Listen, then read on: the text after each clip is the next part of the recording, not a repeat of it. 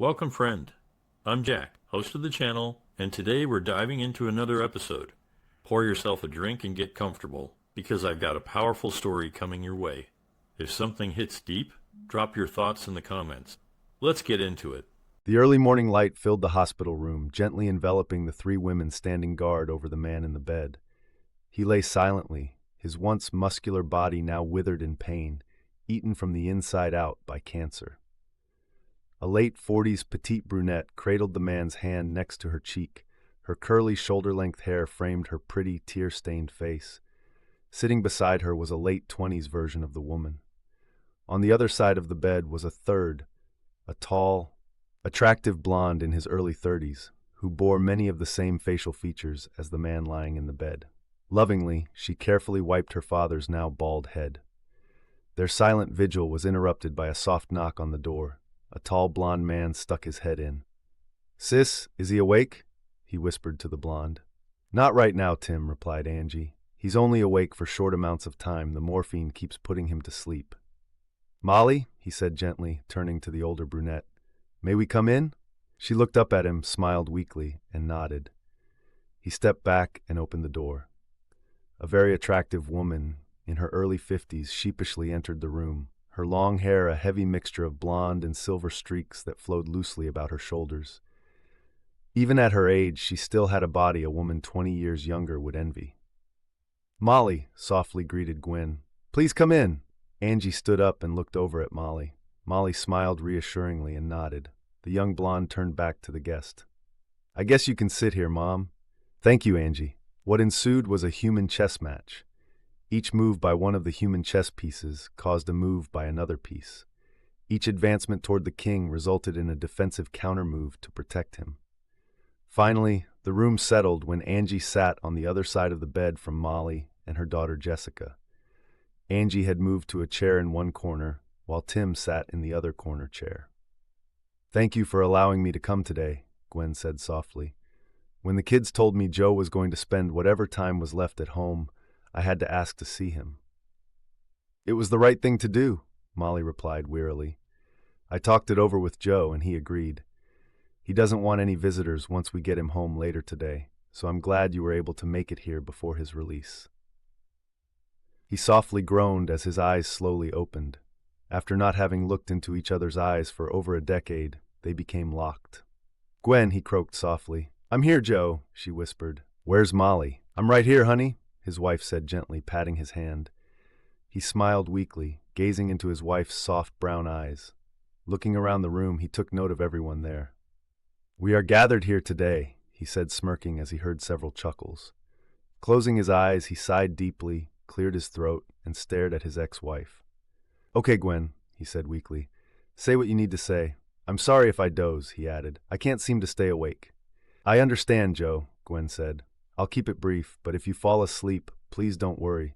Most of what I need to say is for our kids anyway." He nodded, and she took a deep breath. "Joe, I just wanted to tell you goodbye. I already said that 10 years ago," he responded. "Yes," she said with a slight tremor in her voice. "I remember. But when I heard you were dying, I knew I still had some things I needed to say to you. Forgive me," she intensely whispered. "Please, Joe, tell me you forgive me." They stared at each other silently for a minute before Joe sighed. "You're forgiven."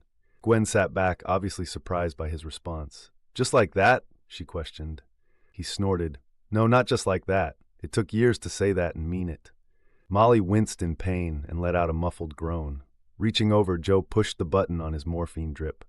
Within seconds, his breathing deepened and his face visibly relaxed. Minutes later, he was asleep. "I'm sorry," Molly said gently. "He'll be out for a while. I know it probably wasn't what you hoped it would be." Gwen shook her head. "Actually, it was more than I dared hope for. I could only dream of him saying he forgave me. I know I have you to thank for that." "No," Molly said, gently shaking her head. "I could never talk Joe into doing something he truly doesn't want to do. Oh, I know, he'll do things for me he prefers not to, but never something he didn't feel was right. Well, I'm still thankful he found someone like you after I lost his love." "You didn't lose his love, Mother," Angie spat. "You threw it away." "I know, Angie," Gwen replied sadly, "and that's something I'll regret for the rest of my life. You have regrets too, don't you?"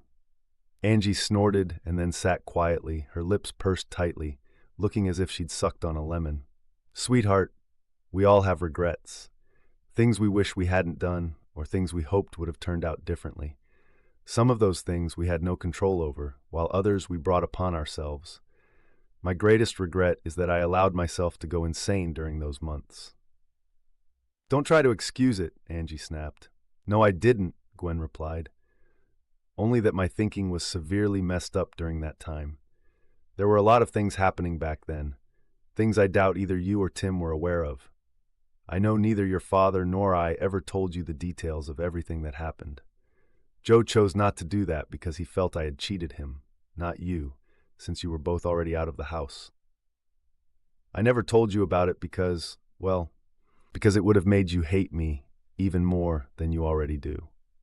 I don't hate you, Mother, Angie said coldly. I hate what you did, not you. However, I'll never sit quietly and listen to anyone downplay the magnitude of destruction and pain your actions caused. Tim, please believe me when I say I never considered the amount of pain my actions would cause. How could you not, Mom? Tim said calmly from his chair.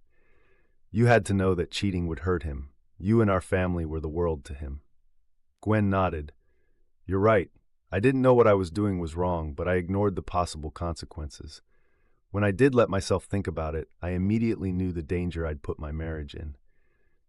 Unfortunately, that realization didn't come until I was already in the affair. By then, it was far too late. During the divorce, everyone asked me why I'd done such a horrible thing. I wish I had a better explanation than the pathetic excuses I came up with back then. I've had 10 years to dissect my actions, and I believe I now have a better idea of what happened. This isn't an excuse, she said, staring coldly at her daughter. Just an explanation of how it happened. Up until now, I've never wanted to admit the reasons because they make me look as selfish and shallow as I was. Simply stated, several things happened at the same time that presented me with the opportunity to cheat on Joe. And I arrogantly and foolishly walked right into it. Molly, said Gwen gently, you're a very beautiful woman. I'm sure you had many opportunities to break your marriage vows over all the years you two were married. Molly smiled weakly at her ex-husband's wife. Thank you. And you're right, I had lots of opportunities, but not like this. Joe had started traveling again after he accepted a large contract. I knew he took it to help pay for Angie and Tim's college, and we discussed it and were in agreement. It was only for 6 months, but it affected me worse than I'd ever dreamed it would. When he traveled earlier in our marriage, I had the kids there to help me deal with it. With both of them in college, I was by myself. I felt so old and alone. Then at work, a handsome younger man began pursuing me. I knew Douglas was only doing it for physical pleasure, but having a rising corporate star paying attention to you was very flattering. Angie snorted as Tim's look of disappointment was plainly visible on his face. Gwen quickly continued. Like I said, she said calmly as she looked at her children, I was arrogant and selfish. I know it doesn't excuse what I did, but hopefully you'll see how I allowed it to happen. I want you to know it was never anything that your father did or didn't do. It was my fears and then my ego that opened the door. I never stopped loving him, even during the affair. How can you say that, Mother? Angie sneered. You were involved with another man. I know you don't believe it, but it's true. The problem wasn't that I didn't love your father because I did. The problem was that I loved myself more during that time. I put my needs and wants ahead of the family and your father's needs. For 4 months, I used my unhappiness to justify my actions. When I finally came to my senses, I broke off the affair, but the seeds of destruction had already been planted. I'd hoped I could live with it and spare your father the pain of finding out his wife was unfaithful. I knew there was a good chance he would divorce me if he ever found out. Then fate stepped in to make it sooner than I'd hoped. When I broke off the affair with Douglas, neither of us wanted anyone to know about it. He actually had more to lose than I did. He was married to the daughter of one of our board of directors and was our corporation's star project manager. He was on course to be our youngest corporate vice president. So when I ended the affair, I made one stipulation. He was never to have contact with Joe or work on any project with him. My corporation had contracted with your father's company several times in the past, and I couldn't bear the thought of Joe answering to Douglas. Douglas would always have the secret knowledge that he'd been involved with me, and he might have somehow used that against your father. I couldn't take the chance he'd disrespect Joe. It sounds silly right after I disrespected your father for those months. Douglas agreed, of course. Things seemed like they were going to be okay if I could just get past the guilt. Then that government contract came along. It was potentially worth millions, and I knew Douglas would head up any GSA project if we wanted it. I also knew Joe's company was going to be deeply involved with it as well. It was after we won the bid that my fears were realized. It was announced that Joe would be heading up the engineering team, an essential element to the project. He would, of course, be answering to the project manager, Douglas. I confronted Douglas and reminded him about our agreement, but he told me business was business and refused to step aside. I don't think he believed I'd go through with my threat, but he was wrong. Gwen paused and took a deep breath, tears streaming down her face, testifying to the pain of the memories. Your father handled my confession like I expected. He sat stoically and listened, asking several clarifying questions. I could see him gathering the information he needed before making a decision. When I saw a tear begin to run down his cheek, I knew it would end badly for us. The next day, he removed himself from the team. I don't know if he was trying to take the high road and protect his company's interests, or if he suspected what would happen when he stepped down. Either way, it couldn't have worked out any better for your father, since all hell broke loose. He was a key part of that team, so when he tried to step down, it got everyone's attention, including the bigwigs in both our companies. When they started asking questions, their assistants started digging for answers. It didn't take them long to uncover Douglas's affair. That's when the nightmares that had tormented me for the past year became a reality. As I expected, the dollar signs outweighed any clout Douglas had, and he was removed from the project. It worked out well for Joe and his company, though. The embarrassment of the situation prompted my corporate leadership to offer a larger percentage of the contract's profits to his company, and he ended up getting promoted. Douglas and I didn't fare nearly as well. "Why would you have expected that?" Tim commented coldly. "I didn't," Gwen said softly, not even back then. The shame of her confession was etched on her usually pretty face. It was obvious she had carried this burden for many years. What I could never have imagined was how bad things were about to get. Douglas and I both tried to find other employment, only to discover we were effectively blacklisted. Apparently, Douglas's father-in-law took his family's and daughter's embarrassment very personally. Douglas ended up getting assigned to every unpleasant project in some of the worst third-world countries. After spending several years jumping from one difficult place to the next, he finally gave up. He gave his wife a divorce and crawled away with nothing. Last I heard, he was selling insurance in Detroit. Since he was a couple of levels above me on the corporate ladder, he was still considered one of my supervisors. I know the company feared a lawsuit, so they promoted me right back into an office that never sees the light of day. I guess I shouldn't complain. The money is decent, but my career is essentially over. She paused and looked into the eyes of each individual in the room, as if trying to assess how they were receiving her confession.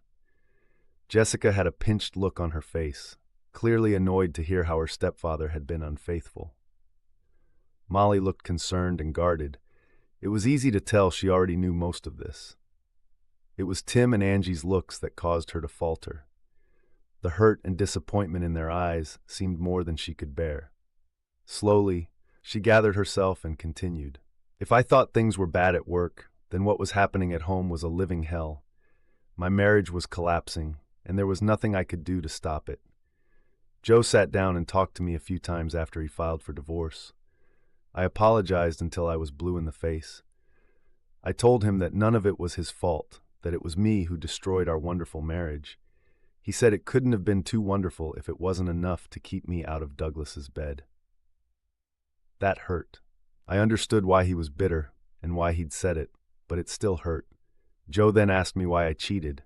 My answer was just a string of excuses. After that, he broke off all communication with me. At first, I was angry and frustrated. I was mad at myself for bringing all this down on us, and I was frustrated with Joe for not trying to help save the marriage. "Oh, please, Mother," Angie scolded. "If Daddy had cheated on you, would you have forgiven him and fought for the marriage?" Gwen slowly shook her head and smiled sadly. "We both know the answer to that, sweetheart. I would have been much more vindictive and would have tried to inflict much more pain than your father did." Angie responded, "I said I was disappointed, not that I didn't understand why he was reacting that way. I didn't really blame him. I was angry because I saw our 20-year marriage circling the drain. I knew I'd pulled the plug, but I was infuriated that I couldn't stop it. Only Joe had the ability to save it, and he chose not to. You know, if he'd really wanted to make my life a living hell, he would have taken me back." There were several small gasps. "You've always had a way with words, haven't you, Mother?" "That's not what I meant, and you know it, Angie," I said, with tears beginning to fill my eyes. "What did you mean, Mom?" Tim asked gently from behind her. "I would have done anything to show your father how sorry I was for destroying us. I would have degraded myself in ways that would have shamed an old man if he could have somehow found a way to love me again. But I knew the night I told him about my affair that it would never happen. Even through my tears, I could see how deeply I'd wounded the man I claimed to love. I swear I saw his love for me die right there in front of me. Our marriage was over right then. I saw it in his eyes. He had to move on, Mom," Tim said softly. "We all did." "Yes, I know," I said. "I also know I'm still having some difficulties doing that. You kids have been a great help to me in those areas."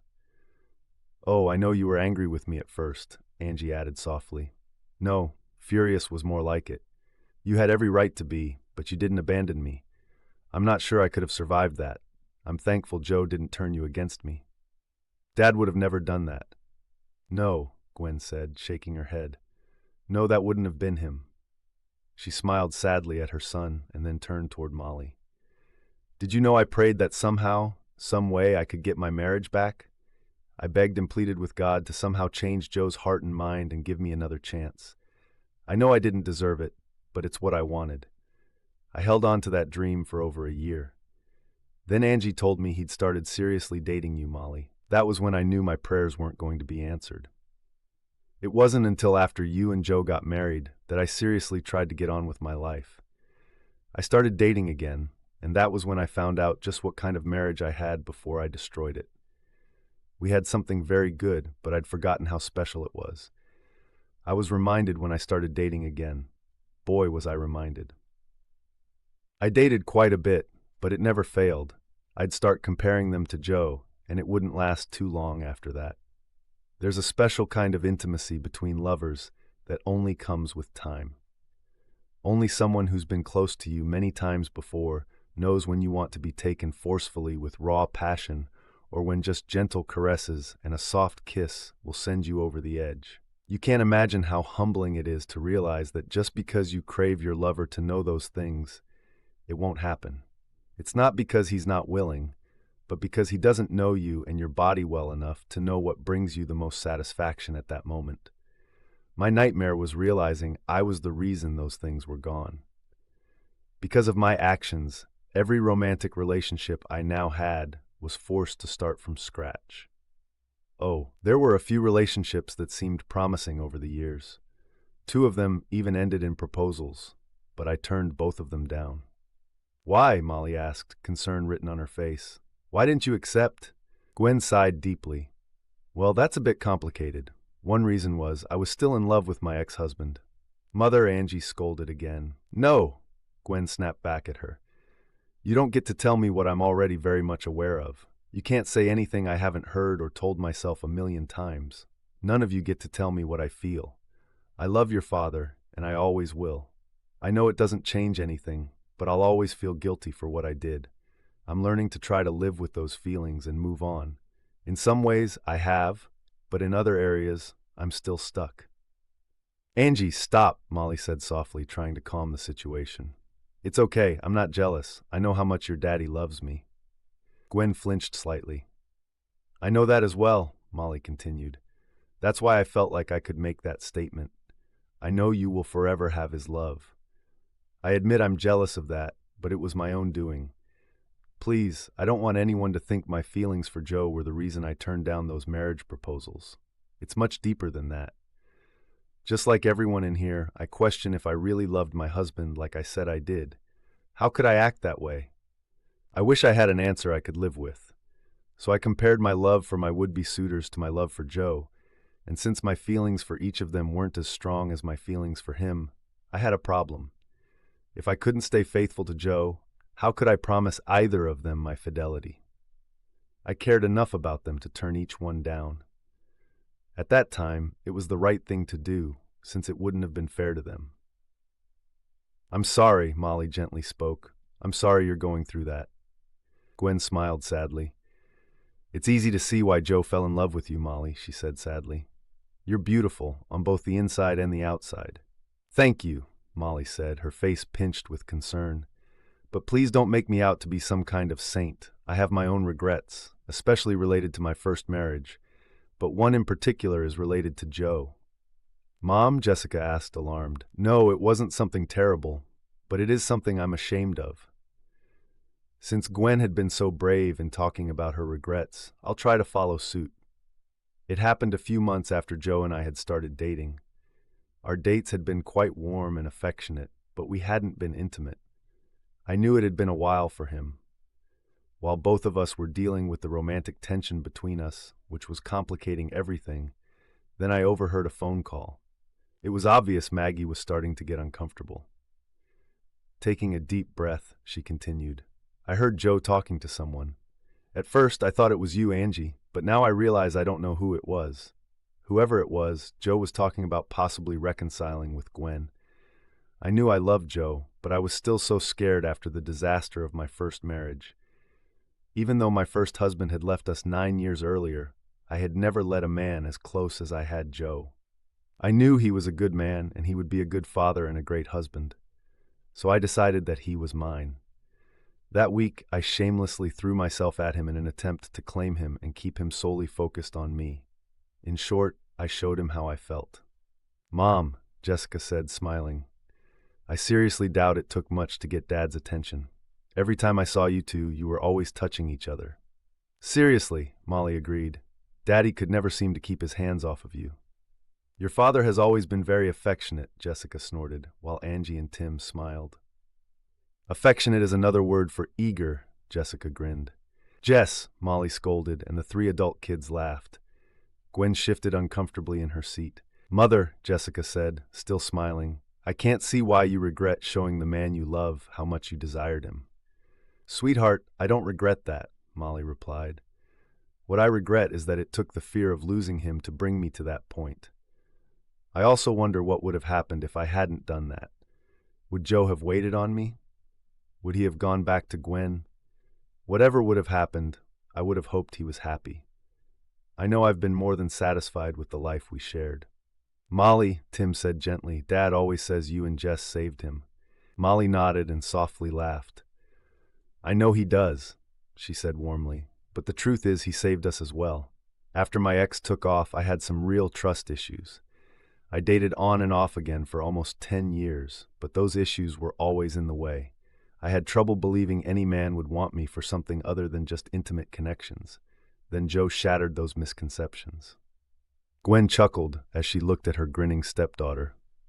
What? Molly asked, confusion clearly written on her face. Sure, Dad wanted you for more than just intimate connections, Gwen said. Of course he did, honey. Oh my. Tim, Angie, and Jess laughed as they watched Molly's face turn bright red again. Jessica Patterson, you behave, Molly replied, fighting back a shy smile. Your father's love has been so much more than just that. He's a good man and a great father. Even when he first got sick, he was still looking out for us. I couldn't have prayed for a better, more loving husband. He's made these last 8 years happier than I'd ever thought possible. I never realized Joe ever seriously considered reconciling with me, Gwen stated softly. I wonder who he would have been talking to about something so personal. Well, since this is apparently our family confession day, Angie stated sarcastically, that was probably me. Daddy and I had several conversations concerning that. I didn't realize you were so involved with these decisions back then, Molly said gently. Angie sighed, looked over at Jess, then back to Molly. More than you can probably guess, Angie said calmly. I knew Daddy was at a crossroads back then, whether to live in the past or to move forward. He told me he was falling in love with you, and if he didn't break it off, he'd probably ask you to marry him. He said he still had feelings for Mom, though. He told me, you can't be married to someone for that long and not still have some feelings for them. I asked him about those feelings. He told me where once they had been almost purely love, now they were a mixture of love and hate, anger and bitterness, weariness and despair. He was struggling with whether to go back and try to work out those feelings or to start fresh. Naturally, since I'd been trying to set him up with Molly, I pushed him that way. You tried to set him up with other women? Gwen said sadly. I didn't realize you hated me that much. Mom, like I said, I don't hate you, but this wasn't about you. This was about Daddy. I saw what your affair did to him. It almost killed him. On the outside, he might have appeared strong and calm, but on the inside, he was bleeding to death. I stayed with him that summer after you told him about your affair. It was a month after your confession, and all hell was breaking loose. I can't tell you the number of nights I'd go up to his room to check on him and hear him crying. He wouldn't cry in front of me, but when he was alone in his room, he'd let the pain out. I'd sit quietly outside his door in the hallway and cry with him. Tears filled Gwen's eyes as she slowly shook her head. I never knew, she said quietly. I knew I'd hurt him, but I never saw any signs of his pain, other than his angry outbursts. That's because he never wanted you to see it, Angie said. He didn't want you to have the satisfaction of knowing how badly you wounded him. I never meant to hurt him like that, Gwen. I was selfish and totally focused on what I wanted and needed, but I didn't maliciously try to hurt your father. Whether you did it intentionally or just through your mistakes isn't really important, Mom. The fact was, you did it. So when he was faced with the choice of going back to a wife who had hurt him in so many ways, or starting again with a woman who loved him and would never hurt him, I pushed for the latter. We all know it would have taken months or years of working through the trust issues just to get to a level where he could begin to relax and be happy again with you, Mom. So hell yes, I pushed for him to start fresh with Molly. I do regret manipulating him a little, and I even sort of feel bad that I had a hand in making sure you two didn't get back together. But to be honest, Mother, this wasn't about you anymore.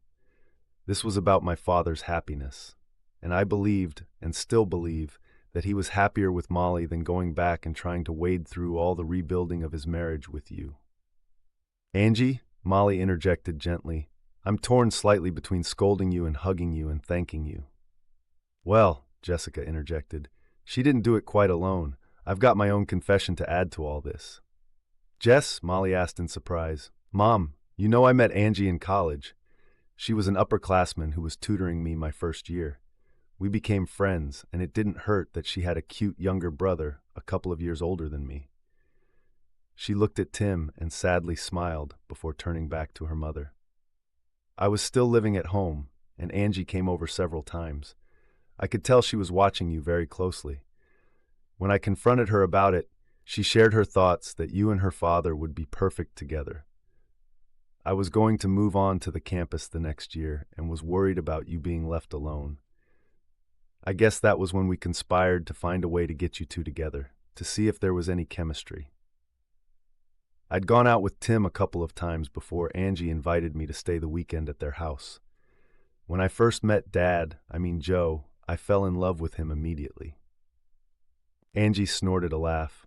She fell for him almost as quickly as you did, Molly. Angie and Jessica snickered. I fell for him at least a full week faster than my mother did. It took her that long to pull her head out of her. Jess interrupted playfully, sticking her tongue out at her mother and smiling innocently. Anyway, since I was hooked, we began planning how to get you two together.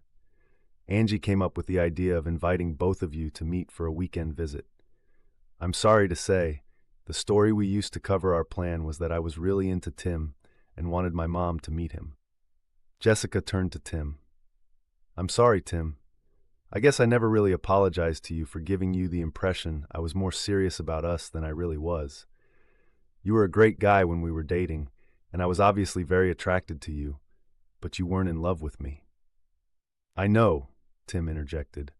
"I couldn't figure out what was going on at first. I knew I cared more for you than you did for me, but that first visit to my home was a surprise. Then after seeing you with my dad, I was even more confused. I won't tell you that a guy's ego doesn't take a hit when his girlfriend falls more for his father than she does for him. But after your next visit with your mom, I finally understood. Up until then, I was afraid I'd fallen for a girl with some serious daddy issues." "Well," Jessica laughed, "I guess in a way I did. I don't know too many 19-year-olds who change their last name when their mother remarries. Even though we never lived under the same roof, he's been more of a father than any other man ever has." Gwen grinned after seeing your mom and watching Dad's reaction to her and you. It was very obvious I'd forgotten how long it had been since I'd seen him smile and laugh like that. The silent room was filled with both reminiscent smiles and troublesome regrets.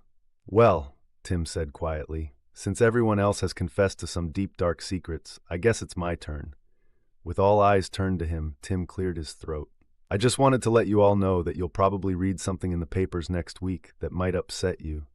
Yes, it's true I'm a lost Kardashian sister, and I've recently become engaged to Caitlyn Murray Jenner." Angie snorted, and the room filled with sporadic laughter, a stark contrast to the earlier mood. "Just like his father," both Gwen and Molly said simultaneously. The two women stared at each other in surprise before Tim interjected again. "Thank you," he said, smiling warmly. "I can't think of a better compliment." The room slowly drained of the small chuckles and settled into an uneasy quietness before Gwen gracefully stood up. "Molly," she said with a small, sad smile, "thank you again for allowing me to come here today. I'm still trying to move on. This meeting was a big step for me. Thank you for letting it happen." "You're very welcome, Gwen," Molly replied, "and I hope you are able to move on and have a wonderful life. This was mainly Joe's decision, even though we both felt some good could come from this. If he hadn't, I wouldn't have agreed to it. I won't let anyone hurt my husband." "I wish," Gwen whispered, "I wish I'd been that passionately loyal." She looked over at her son. "Tim, would you drive me to my hotel?" He nodded and gathered his things. Gwen looked back at the fragile man sleeping in the bed. "Molly, please tell Joe he's in my prayers. So are you and Jessica." "I will," Molly said, "and thank you." Gwen turned and slowly walked out of the room. Once safely on the other side of the door, the tears began to stream down her face, and she quietly sobbed. She realized that was the last time she'd see the love of her life alive. 2.5 weeks later, Joseph Randall Patterson, age 53, passed away. He died in his sleep while at home, surrounded by his loving family. The graveside service had been bittersweet. Molly sat between Jessica in the front row. Much to the surprise of some in attendance, Gwen also sat in the front row between Angie and Tim. After the service, friends and family gave their condolences and then left, heading for the family reception. Now all 3 adult children surrounded Molly as they stood by the limos. "Molly," Angie said in a gentle voice, "I want to thank you again. I never thought I'd see Daddy smile again after the divorce, but you and Jessica brought that back into his life. You reminded him he could love again, and there was no doubt he loved you both." Molly reached over and gently took her hand. "Never forget how much he loved you and Tim. He was always so proud of you two." "We know," Tim said, smiling sadly. "But divorces make it hard on everyone. Even though Angie and I had already left home, their divorce was hard on us. We wanted to be there for Dad because he was so hurt and angry, but we weren't able to be there every day. We're so grateful he found you. Angie and I also want to thank you for how you treated Mom these last few weeks," Angie added softly. "You've allowed her to say goodbye to Dad and be a part of celebrating his life today. Not a lot of people would have allowed an ex to do that." "Oh, honey," Molly said, "your dad and I knew it was important to Angie and you, as well as your mother. It means more than you know. When Daddy fell in love with you, he was able to move on with his life," Angie continued, "but Mom never really has. Hopefully, you and Daddy allowing her to say goodbye will help." Molly replied, Tim, not only did you give my daddy a new life, but you might have allowed my mom to do the same. Your father and I love you both, Molly started to say. I love you both, but her voice cracked. She tried to stop a sob as she reached out to lean against the limo. Tears began to stream down her face. I'm going to miss him so much, she sobbed. Tim stepped forward and wrapped his arms around her as she buried her face in his chest and wept. The two younger women held each other as they watched her grieve the loss of her love. Slowly, she regained her composure, and the group solemnly turned their attention to a solitary woman kneeling beside the gravestone. Oblivious to her audience, the woman quietly sobbed as she gently stroked the cold marble headstone and whispered the things of her heart to the man she once called husband. Angie and Tim silently walked over and stood on either side of their mother. Mama, Angie whispered gently, it's time to go. Story 2. This is a story about human weaknesses and the strength of decision-making, about how forgiveness and letting go can help us move forward. Rob faces a painful divorce, deceit, and disappointment, but ultimately finds a new path to happiness. I have learned from my own experience that you need to check everything carefully before getting married. This is an extremely important moment, and if you do not take into account all the nuances, then in the future, it will all become clear. I wasn't a fool. I was taken advantage of and led by the nose, and it was done by the people I trusted the most and thought I could rely on at any moment. I instructed the two gentlemen carrying the dresser to place it against the wall. Returning to the task of hanging pictures, I was approached by Tom, who had 2 suitcases in hand. Where do you want them? He asked. I want them on the floor in front of the bed, and when you bring in the items on hangers, just place them in the closet. Once the pictures were up, I arranged the suitcases on the bed and proceeded to unload them into the dresser drawers. The remaining boxes were brought in by Tom and 2 others, Mike and Phil. I directed them to store the contents in the closet. Phil handed me a travel case, remarking, "This is the last of it." Taking the case, I informed them that I would meet them at Murphy's Tavern in half an hour. After unpacking the case and organizing its contents on top of the dresser, I stepped back to survey the room. Adjusting a few items for a more uniform appearance, I assessed the overall arrangement and was satisfied with the result. I left the room and headed to Murphy's to join my friends. I was enjoying my second beer when my cell phone interrupted the moment. Glancing at the screen, I noticed the call was from my wife. Opening the phone, I greeted her with a casual, "Hello." "Rob, I'm at the house, and I can't get in. The garage door opener isn't working, and none of my keys fit the locks," she said. "Not surprising, Maggie, since you don't live there anymore." "Of course I live here. Where are you?" "Maggie, I'm at the house. I mean, where are you standing right now?" "On the front porch. Look around you. You should see a man approaching. His instructions were to wait until he saw you take out your cell phone and make a call before telling you what is going on. There is a man coming up the walk right now. He will answer all of your questions. Goodbye." 5 minutes later, my cell phone rang again, and once more it was my wife. "Rob, what the hell is this nonsense about divorce?" "No nonsense, Maggie. I just decided that it was time to end things with a cheating wife." "Don't be stupid, Rob. I have never cheated on you." "I'm not being stupid, Maggie. What I am is no longer stupid and blind. Don't bother calling me again. You've been served, and the papers have my attorney's name and phone number. Any communication between us from now on will have to go through him. And by the way, I moved all of your things out of the house and into your lover's place. Goodbye, Maggie." I disconnected and signaled the waitress, ordering us another round. It all began with a call from Tom, who suggested meeting up for a drink after work. Tom had been my closest companion since the first day of 7th grade, and our bond was immediate and unwavering throughout high school. Following graduation, I pursued a degree in business management at college while Tom enlisted in the Navy. After completing his service, we reconnected, meeting once or twice a week and hosting monthly cookouts in either his backyard or mine. Our rendezvous took place at Murphy's Tavern. Finding Tom already seated at a back table, I waved at Sally as I passed the bar, and she promptly opened a Coors, handing it to Sherry to deliver to me. Seated across from Tom, I inquired, "What's going on?" "It's not good, buddy, and I won't come off looking great here, so I need to provide some context. Remember our high school days? If a girl didn't engage on the first date, there wouldn't be a second one. Our philosophy was, if she did on the first date, one wasn't enough and four was too many. Yeah, but that's ancient history. Yes and no. It convinced me that intimacy was just entertainment, fun, not to be taken seriously. And I know you know that Barb and I are swingers. We keep it discreet unless someone approaches us about it, and only swing with out-of-town groups. Barb shares my view. Intimacy is meant to be enjoyed without love and devotion.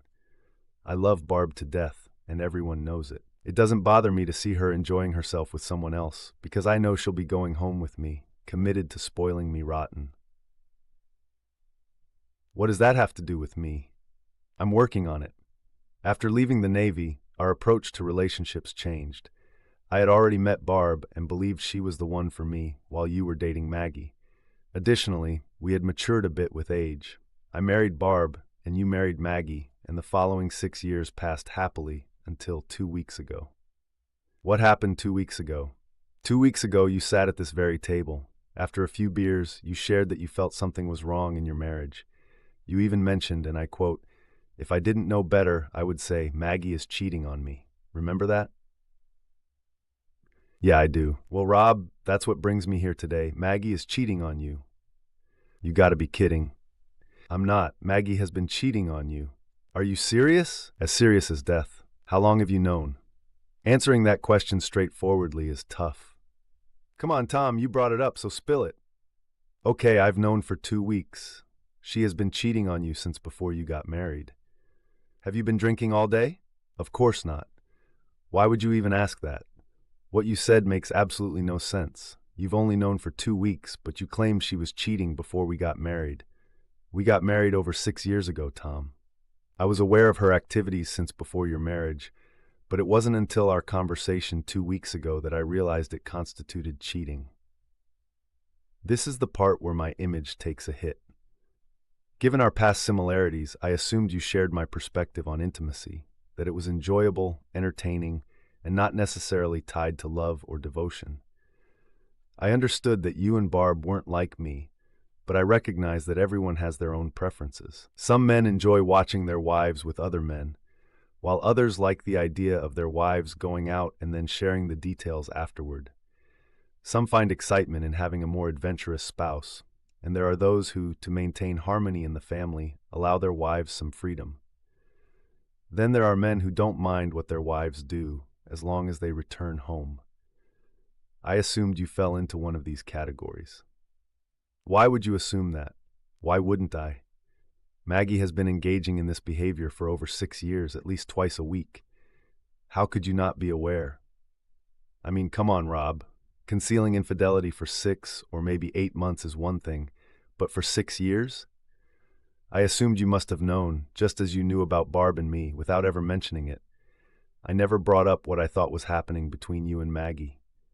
Now, am I correct in thinking that, considering how well you know me, you might have assumed the same about me? I pondered his words for a moment before responding, "No, not at all. If it's been happening for as long as you suggest, I can understand the rationale behind your thoughts. What baffles me is that it could have persisted for so long without me having a clue. It's only in the past month or so that I started sensing something was amiss. So I suppose the crucial questions now are who, when, and where." I attentively absorbed Tom's account of everything he knew for certain, his suspicions, and the information he'd gathered from others. When he finished, I sat there, profoundly shaken. "What's your plan?" Tom inquired. "I'll gather evidence and then expose that deceitful person," I replied. While driving home, I reflected on the day I first encountered Maggie. My brother Jerry and his wife Christina had invited me to a Sunday barbecue. Upon entering their home, Christina immediately grabbed my arm and insisted on introducing me to someone. This wasn't the first time Christina had attempted to play matchmaker since my breakup with Mara, who had been my girlfriend for 3 years until she casually informed me of a date with another guy. Chrissy had persistently set me up with 6 other candidates.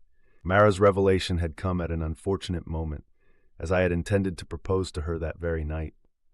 After her announcement, I calmly said, I hope you have a nice time, and proceeded to open the ring box. I glanced at the ring and declared, I guess I'll return this tomorrow.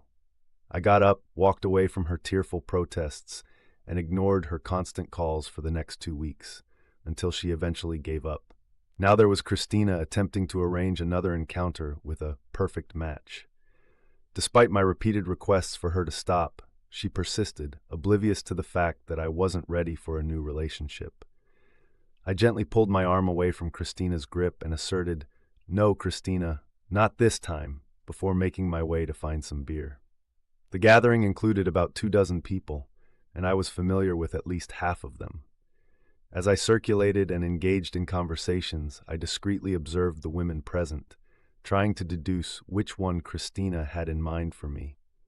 Despite Christina's assumption that there was a specific type I'd be interested in, all 7 previous attempts had introduced me to individuals similar to one another and not suitable as replacements for Mara. I scanned the crowd but couldn't identify anyone who fit the perceived type. However, I did come across a stunning woman with dark hair that quickened my heartbeat. She was surrounded by a group of guys, one of whom was likely her husband, fiancé, or boyfriend. It seemed impossible that she wasn't already spoken for, but I figured there's no harm in trying. Placing my empty beer bottle on a table, I approached the captivating woman who seemed to be the center of attention. I hope you don't mind the interruption, but Christina asked me to come over and find you. And who might you be? I'm Rob. Christina is my sister-in-law. Well, we shouldn't keep her waiting. Lead the way. I noticed she had been drinking white wine, so I guided her to the makeshift bar and offered to refill her glass. I thought we were going to meet Christina, she said. No, what I meant was that Christina sent me to find you. Could you explain that to me? When I arrived, Christina mentioned that there was someone here she wanted me to meet. Her exact words were, She's just perfect for you, Rob. Fortunately, she got caught up with someone else before introducing me to this perfect lady, so I wandered around until I found you. She cast a discerning gaze my way and then remarked, And you immediately recognized that I was the perfect match for you. I could tell, even from across the room. Just then, Christina approached us. Oh good, you found each other. Maggie, this is Rob. Rob, meet Maggie O'Neill. Maggie and I burst into laughter, and Chrissy gave us a puzzled look. What? What did I say? Why are you laughing? Still chuckling, I replied. I forgive you, Chrissy. I think this time you got it right. This time, Maggie inquired. It's a long story, and I'll share it all on our first date, which I hope will be tomorrow. It was, and it marked the beginning of a courtship that concluded 6 months later when Maggie and I exchanged vows in front of a municipal judge with Christina and my brother Jerry as witnesses. Summoning all my self-restraint, I managed to behave normally upon arriving home.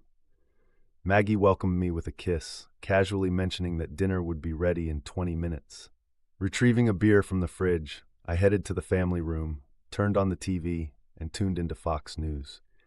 As I endured the mindless chatter of pundits discussing trivial matters, I couldn't help but contemplate how Maggie could confess her love for me daily while engaging in a clandestine affair behind my back. What baffled me even more was that this deception had been going on for over 6 years, a period that extended back to our dating days.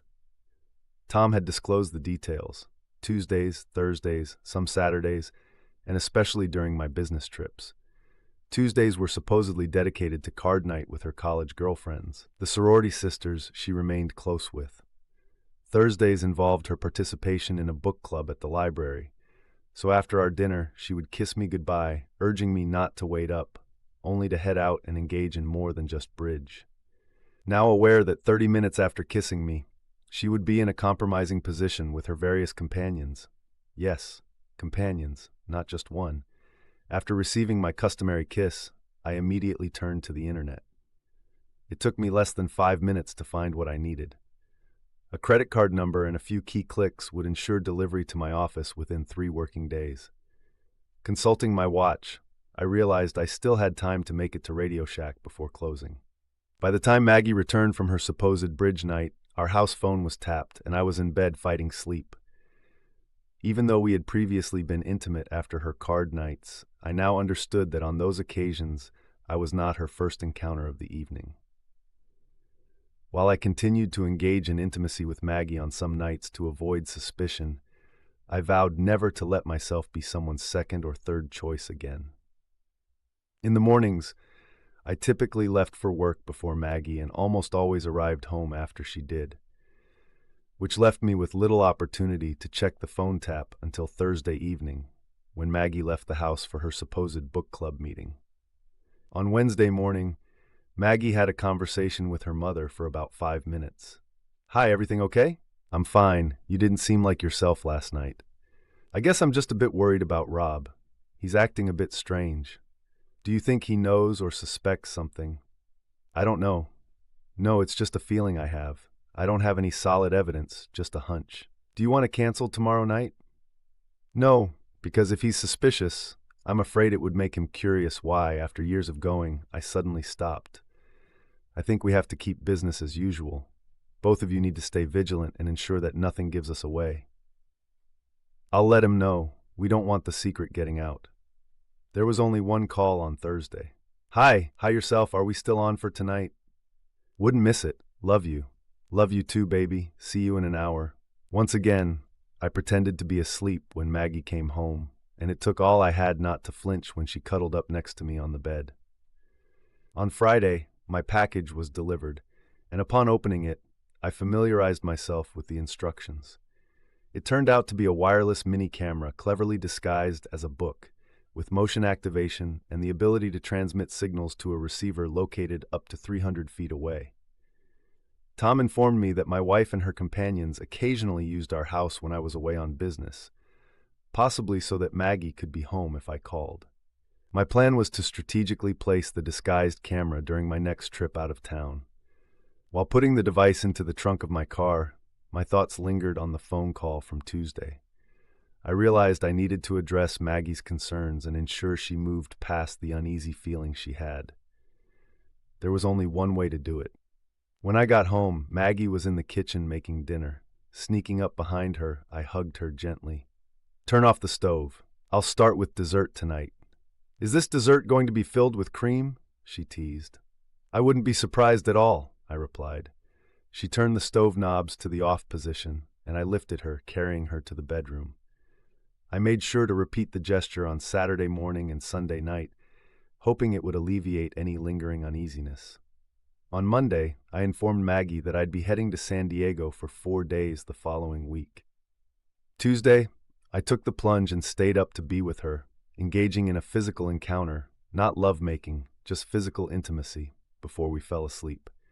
Subsequently, Maggie's phone conversations no longer hinted at her suspicion of my peculiar behavior.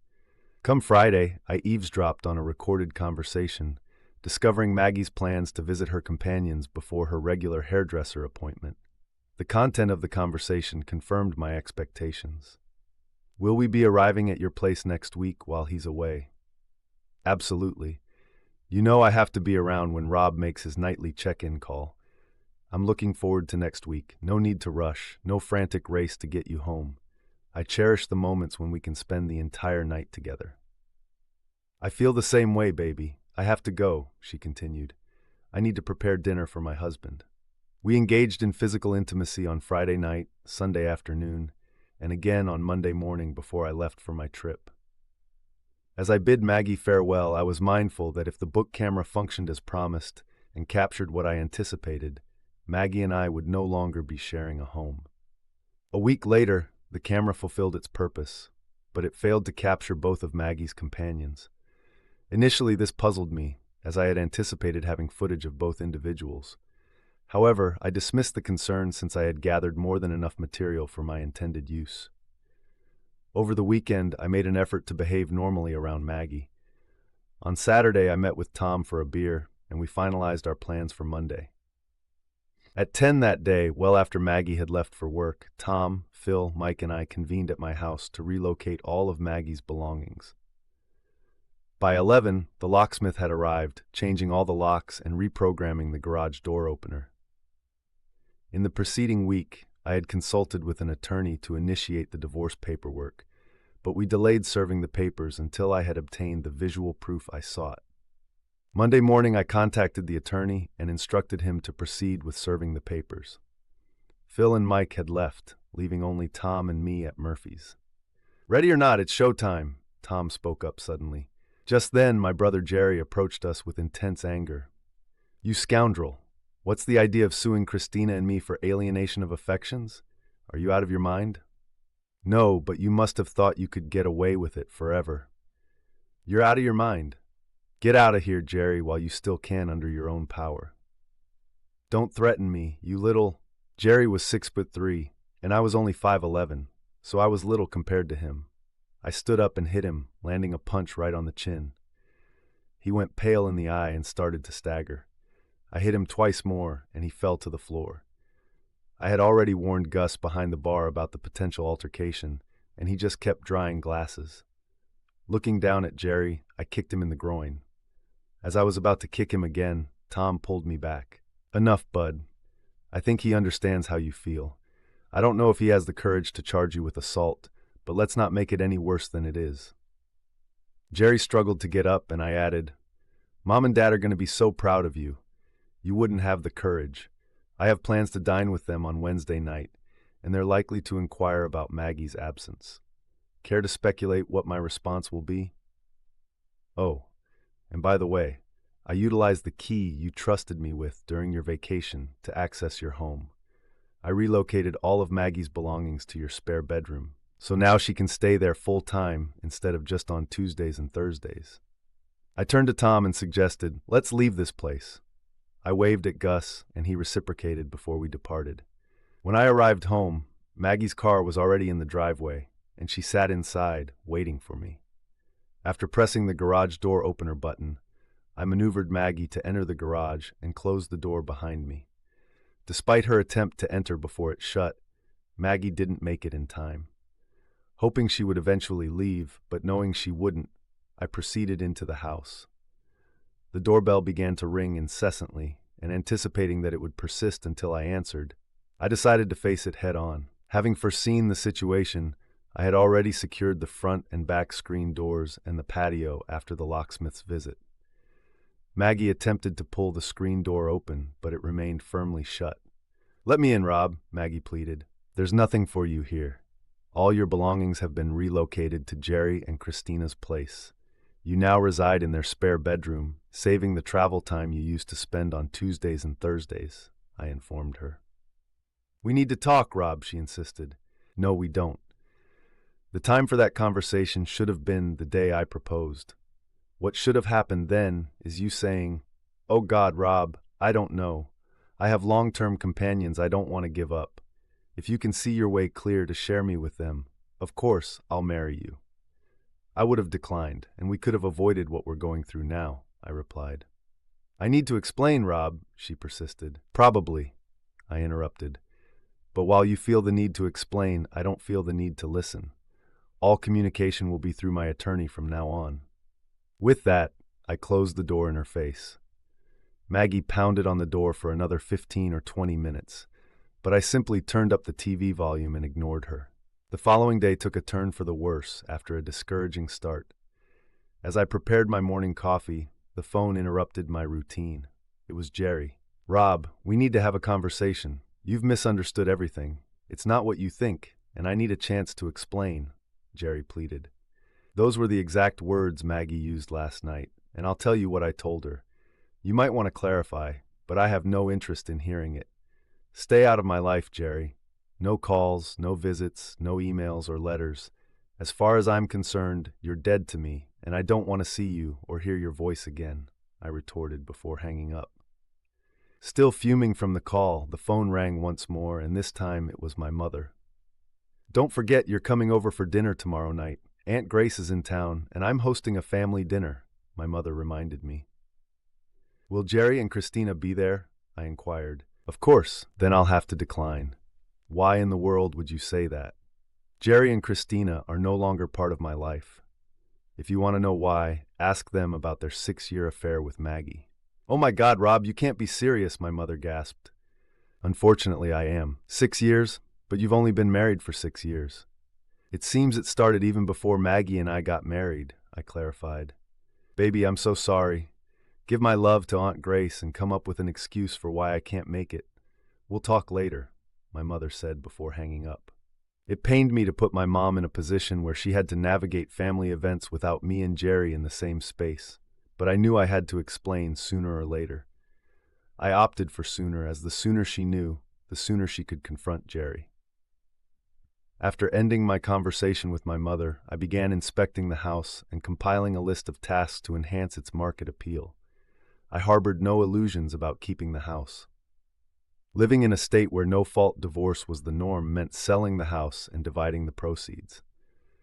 Moreover, the house was excessively spacious for a single person, as we had initially purchased it with plans for a future family. Our intention was to start having children at 30, allowing us freedom to travel and pursue activities that would become challenging with kids. In hindsight, I was relieved we had delayed, as subjecting children to a divorce is never ideal. While contemplating the backyard on the patio, I heard a voice behind me. "Afternoon, Rob," Christina greeted. "What do you want to talk about?" I asked. "Clearly, you won't talk to Maggie or Jerry, so I thought I'd try. At least I don't think you'll hit me like you did Jerry," she said cautiously. "No need to talk, Christina. You don't have anything that I either want or need to hear." "Since when have I been Christina? It has always been Chrissy or Chris. That was before I found out about you stabbing me in the back for the last 6 years.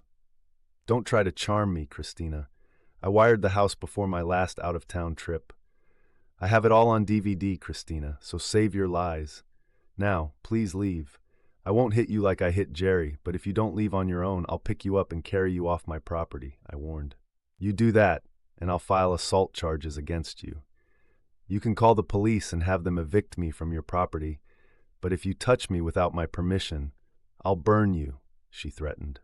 I locked eyes with her and held my gaze as I took out my cell phone. "So be it," I said, as I started pushing buttons on the phone. "What are you doing?" she asked nervously.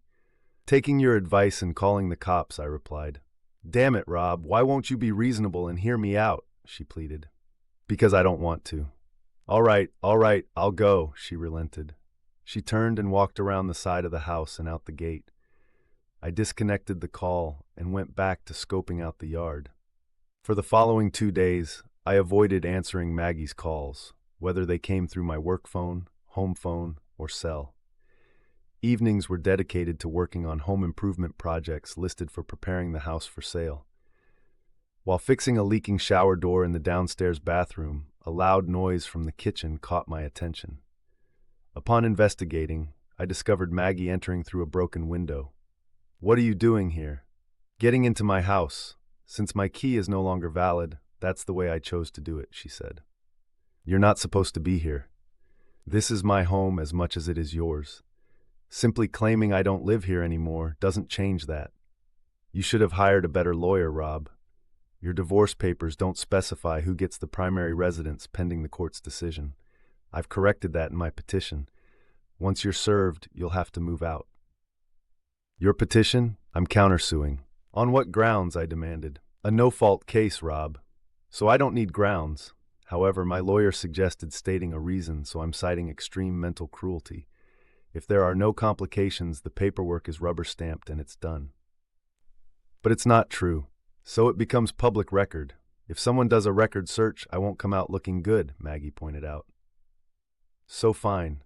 If that's how you want to play it, I'll consult my lawyer tomorrow and change my petition from irreconcilable differences to adultery. Let's see how you feel if your name pops up in a record search. To spice it up, I have evidence for my claim, and you don't," I threatened. "You don't have any proof," Maggie challenged. "I'm well aware. I received information from a reliable source that you were unfaithful, so I installed surveillance cameras in our house before my recent business trip. I possess a vivid recording on a DVD capturing you being unfaithful in our bedroom and on our bed," I revealed. "Is that the reason for all this? My involvement with Chrissy and Jerry?" "Jerry? What does Jerry have to do with any of this?" "Don't feign ignorance, Margaret Estelle. You know very well what Jerry's role is in this. The 3 of you have been betraying me since before we even got married." I noticed a change in her expression, as if a light bulb had suddenly lit up. "Oh no, Rob, you've misunderstood. There is absolutely nothing going on between Jerry and me. There has never been anything between Jerry and me. Yes, between me and Chris, but never with Jerry, Maggie clarified. That's not the information I received. You visit Jerry and Christina every Tuesday and Thursday when you're supposed to be at card games and book club meetings. Sometimes Jerry is home and sometimes he isn't. Even when he's home, he stays in his den or works in the basement. Jerry has never been involved in what Chris and I do. He's aware of it, of course, but he also knows that Chrissy loves him and won't seek another man. He allows her those little pleasures, Maggie explained. So you're admitting to cheating on me? I accused. Absolutely not. Cheating implies taking something from you and giving it to someone else. But that's exactly what you were doing. No, I wasn't, Maggie denied. Did I ever refuse you when you wanted intimacy? Except during my monthly cycle? No, I didn't. Even then, I always satisfied you if you desired it. Who initiated lovemaking? Half the time I did. Has our intimacy suffered due to my time with Chris? No, it hasn't. We still make love 4 or 5 times a week. Can you point to anything over the past 6 years that shows I didn't love or care for you? Maggie challenged. No, you can't. Do we cuddle any less? There's nothing to indicate that I don't love you or deprive you of anything.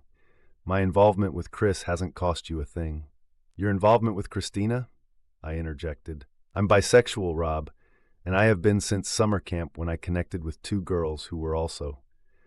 Chris was my roommate throughout college, and we recognized our shared orientation right away. We were lovers during college and beyond. It's been almost 11 years of fulfilling each other's bisexual desires. It's still cheating, and you know it. The fact that you've lied to me for 6 years about your activities on Tuesdays, Thursdays, some Saturdays, and when I'm away proves that you know it's wrong. Maggie countered, No, it doesn't. It just proves that I love you too much to let you know because I knew how you'd react. Knowing it would likely have driven us apart. Of course, knowing you were cheating would break us apart. Damn it, Rob. I wasn't cheating. I didn't tell you because of the thoughts in your head right now. You've made countless derogatory remarks about people who aren't straight. If I told you I was bisexual, you would have assumed I was different, or used some other offensive term for people who don't see intimacy the way you do. I never let you know because I needed what I get from Chris that I can't get from you. So you're saying I don't satisfy you in bed? No, damn it, that's not what I'm saying. I'm extremely satisfied with you in bed, but you don't have the physical aspects I need. You're not a woman, Rob, and I occasionally need that. I need you, and I need what I get from Chris. It means both, Rob. I need a man, and that's you, and I need a woman, and that's Christina. I need both of you. There was a brief pause, and then Maggie broke the silence, asking, What's the next step, Rob? Should we contact the lawyers and ask them to nullify the paperwork? Do we move past this and focus on our marriage? I'm not sure if that's even possible, Maggie. You've shattered my trust. How do I know that Christina is the only one you've been unfaithful with? Can I be certain there isn't another man in the picture? Can I trust your claim that you had nothing to do with Jerry? All I have is your word, but what is the value of that word? You've proven to be an adept liar for 6 years without me suspecting a thing. Even if you're telling the truth, you are still unfaithful. Call it what you want, Maggie, but to me, it's still infidelity. Any form of intimate relationship with someone other than your spouse is cheating. Can I move past it? Perhaps, with effort. But can you? Can you, with your bisexual nature, find contentment with just me? Can you let go of Christina? I questioned. I'm not letting go of Christina, Rob, Maggie stated firmly. Well, there's your answer, I replied. What answer? Maggie asked, puzzled. You asked if we should contact the lawyer and void the paperwork, and you just answered that question. The answer is no. We won't call them, I clarified. I never made that statement, Maggie protested. Yes, you did. When I asked if you could prioritize our relationship over Christina, you chose her, I explained. Come on, Rob, be reasonable. I explained my perspective to you, Maggie pleaded. You explained it from your point of view, and as far as you're concerned, it's not an issue. But from my standpoint, it is a problem. I won't share my partner with anyone, be it a man or a woman.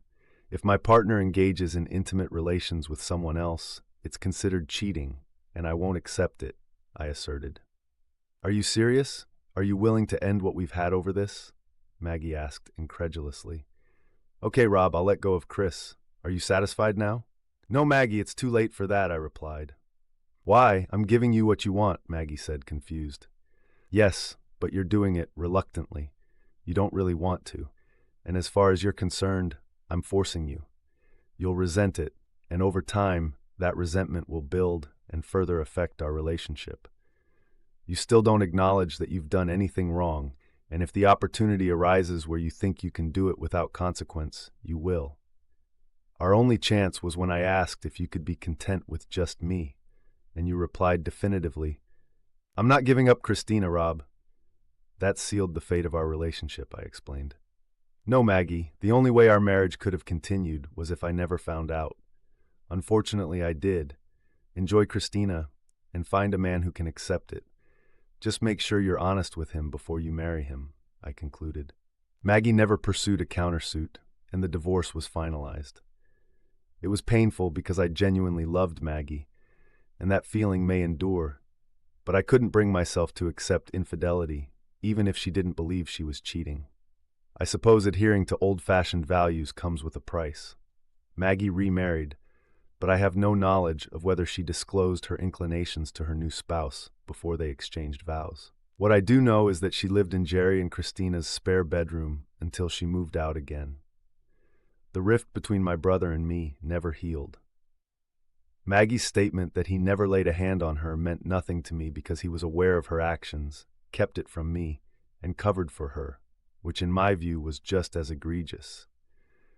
While I reached a point where I could attend family gatherings with him and Christina present, I maintained my distance, and we never exchanged words despite Christina's attempts to bridge the gap. I eventually met a woman I liked enough to date consistently, and after 6 months, she hinted at wanting a long-term commitment. Before tying the knot, I asked if she had any secrets I should be aware of. When she inquired about the nature of secrets, I shared my history with Maggie. She chuckled and said, I've had a few experiences, but I'm not particularly into them. I much prefer fidelity, and I'm a strong believer in it. I married Betty, and things are going well. In fact, she's expecting, and I'll be a father in 6 months. This story makes you think about the complexity of interpersonal relationships, how we perceive betrayals, and how we react to them. It also demonstrates that decision-making can sometimes be a difficult and painful process, but ultimately it can lead to a new beginning and a better life. Thanks for hanging out with me on today's episode. Brother, I'm Jack, host of this podcast, and it's great having you here. If today's story hit home, send it on to a buddy who might need it. Remember, we're all in this together, turning life's curvy balls into wins. If you have an opinion or story to share, then drop a line in the comments section. Don't forget to subscribe and hit the bell so you don't miss out. Until next time, keep your chin up and keep pushing forward. Stay strong, folks.